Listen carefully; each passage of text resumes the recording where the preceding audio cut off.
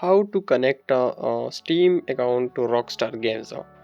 Hello guys, how are you? I hope you all will be fine. In this video we will learn how to connect Steam and Rockstar Games. So please watch the full video and let's start the video. Firstly, open Steam, then you download your gaming Rockstar launcher. Open Google and click on Rockstar Game Launcher. So click on launcher. After that, download for window and start download. Please wait for some seconds. After download that, click on add a game.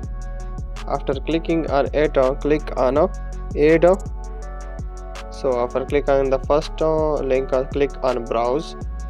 So click on this. Find your Rockstar. Find your this folder and click on Rockstar. So add it. Add selected program. Click on it. After that, you click on library. You can see that Rockstar Game Launcher will be added. So I hope you will learn how to connect Steam and Rockstar game in this video. Guys, that's enough for today. See you in the next video.